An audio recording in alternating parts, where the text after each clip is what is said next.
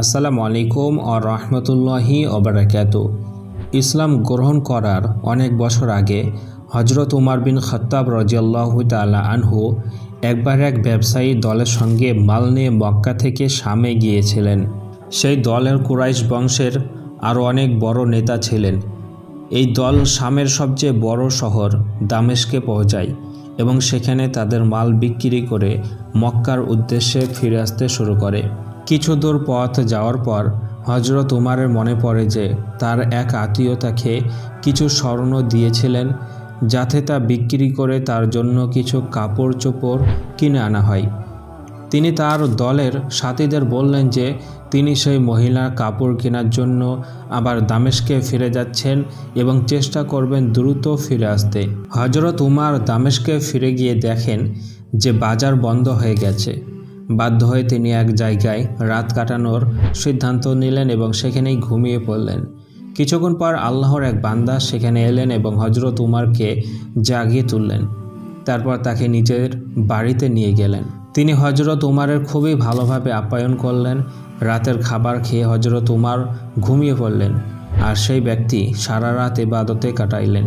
সকালে হজরত উমার জেগে উঠলে তাদের সেই অতিথি ব্যক্তি বললেন, একাকী বাজারে যেও না, সেখানে ডাকাতরা প্রায় পথিকদের লুট করে থাকে, আমার সঙ্গে চলো। তারপর তিনি ঘুমিয়ে পড়লেন, কারণ তিনি সারা রাত জেগেছিলেন। কিন্তু হজরত উমার তাকে জাগানো উচিত মনে করলেন না এবং একাই বাজারে চলে গেলেন। বাজার তখনও খোলেনি, তাই তিনি বাজার খোলার অপেক্ষা করতে লাগলেন। কিছুক্ষণ পরে এক খ্রিস্টান তার দাসদের সঙ্গে সেখানে এলো এবং হজরত উমারের দিকে ইঙ্গিত করে বলল, এই ব্যক্তিকে ধরে আনো, সে গির্জার কাজ খুব ভালোভাবে করতে পারবে। সেই সময় হজরত উমার ছিলেন সুগঠিত, শক্তিশালী এবং বলিষ্ঠ ব্যক্তি।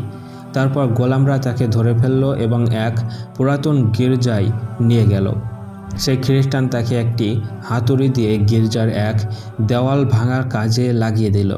দেখে মনে হচ্ছিল সেই ব্যক্তি সেই জায়গায় একটি নতুন গির্জা নির্মাণ করবে। হজরত উমার সারাদিন কঠোর পরিশ্রম করলেন এবং সন্ধ্যায় ছুটি পেলেন। ক্লান্ত হয়ে তিনি আবার সেখানে ফিরে এলেন এবং বসে পড়লেন। আগের রাতের সেই নেক ব্যক্তি আবার এলেন এবং জিজ্ঞাসা করলেন, আপনি কোথায় গিয়েছিলেন? হজরত উমার তাকে সম্পূর্ণ ঘটনা খুলে বললেন। সেই ব্যক্তি আবারও তাকে নিজের বাড়িতে নিয়ে গেলেন, তাকে আপ্যায়ন করলেন এবং বললেন, আগামীকাল বাজারে গেলে আমাকে সঙ্গে নিও। এরপর তিনি ইবাদতে মশগুল হয়ে গেলেন আর হজরত উমার ঘুমিয়ে পড়লেন। পরদিন সকালে হজরত উমার জেগে দেখলেন তাদের অতিথি ব্যক্তি তখনও ঘুমিয়ে। এবারও তিনি তাকে জাগানো ঠিক মনে করলেন না এবং একাই বাজারের পথে রওনা হলেন। এবারও সেই একই ঘটনা ঘটল। আবারও সেই খ্রিস্টান তার গোলামদের নিয়ে এলো এবং হজরত উমারকে ধরে নিয়ে গেল। হজরত উমার খুবই রাগান্বিত হলেন, কিন্তু তিনি একা ছিলেন আর কাছে কোনো অস্ত্র ছিল না। অন্যদিকে খ্রিস্টান গোলামরা তাদের অনেক অস্ত্র ছিল। প্রথম দিনের মতোই হজরত উমার রাদিয়াল্লাহু তাআলা আনহু আবারও গির্জার দেওয়াল ভাঙার কাজে লেগে গেলেন।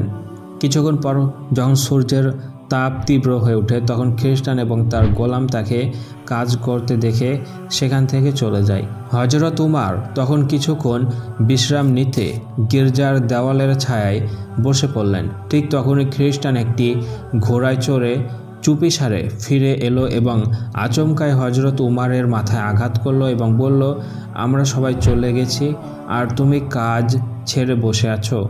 হজরত উমার এবার আর ধৈর্য ধরে রাখতে পারলেন না। তিনি চারিদিকে তাকিয়ে দেখলেন আশেপাশে কেউ নেই। তিনি সাথে সাথে সেই খ্রিস্টানকে ঘোড়া থেকে টেনে নামিয়ে নিলেন এবং তার মাথায় হাতুড়ি আঘাত করতে শুরু করলেন। সেই খ্রিস্টান খুব চিৎকার করলো, কিন্তু তার সাহায্যে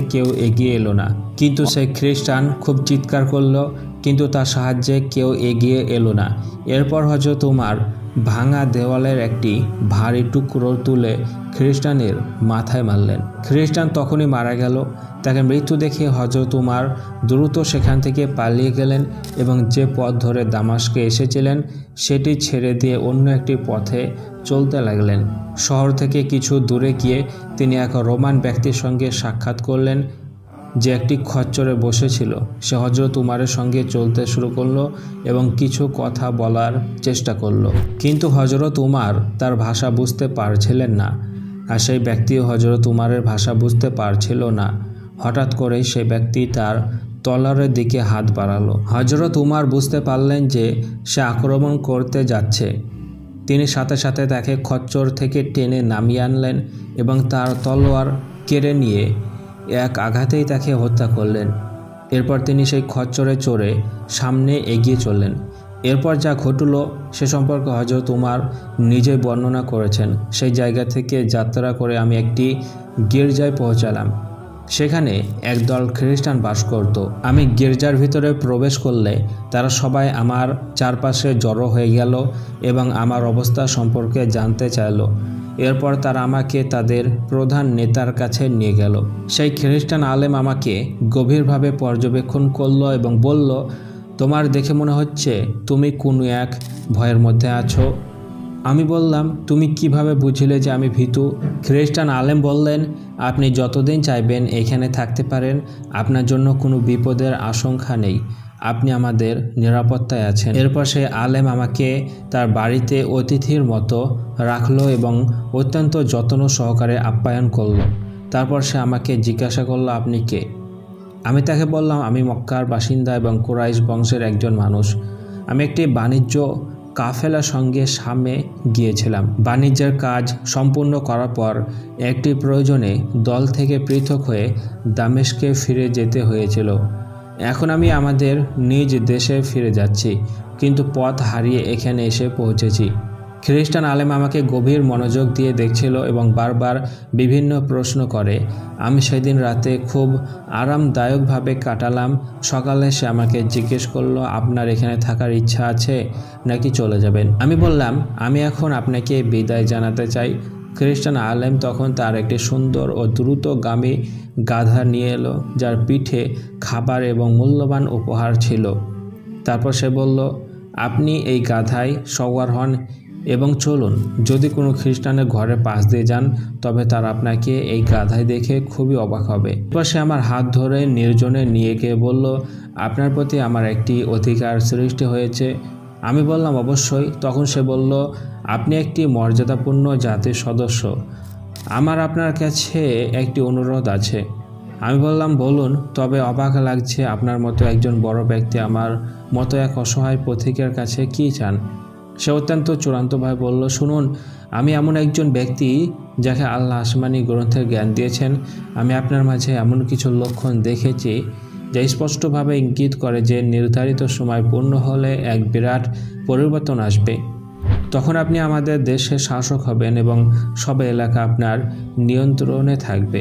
এরপর খ্রিস্টান আলেম তার পকেট থেকে কালি, কলম ও কাগজ বের করে বলল, আমার অনুরোধ হলো আপনি এই কাগজে লিখে দিন যে এই গির্জা ও এর সম্পত্তির উপর কোনো ট্যাক্স নেবেন না। আমি অবাক হয়ে তাকে বললাম, আপনি কি আমার সঙ্গে মজা করছেন? সে বলল, আমি কসম করে বলছি, যিনি হযরত ঈসা আলাইহিসসালামের উপর ইনজিল নাজিল করেছেন, আমি যা বলছি তা সত্য।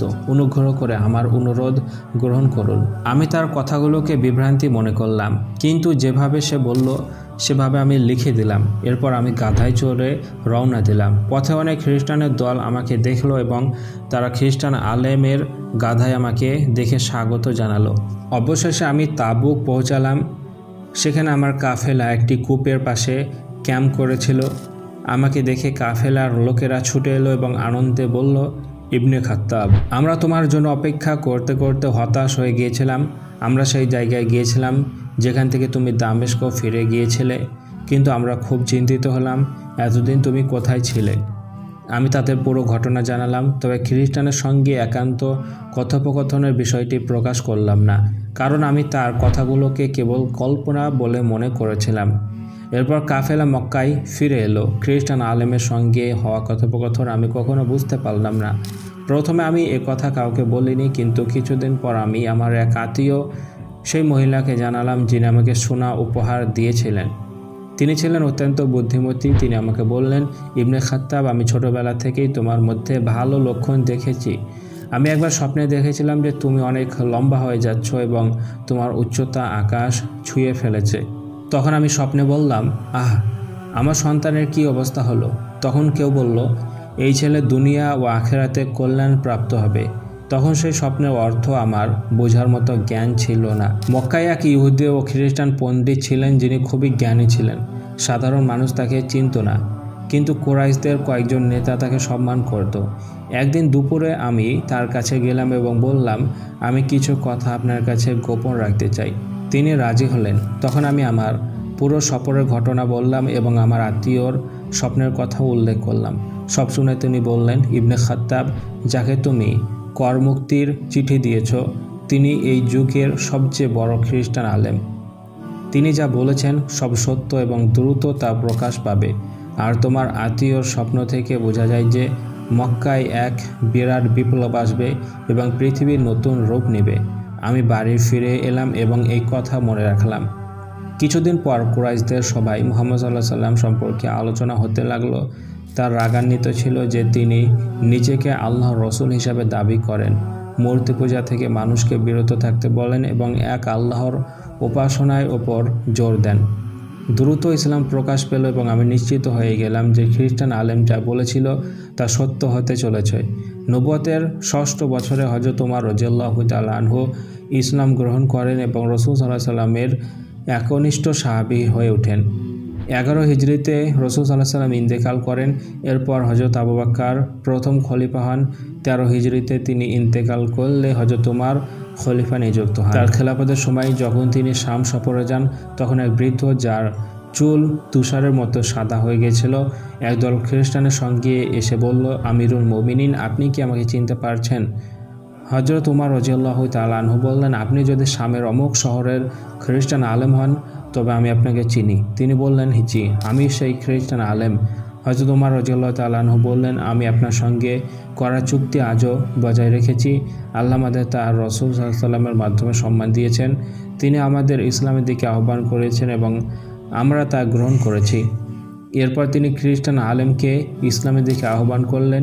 খ্রিস্টান আলেম তখনই তার সঙ্গীদের নিয়ে কালমা পড়ে ইসলাম গ্রহণ করলেন।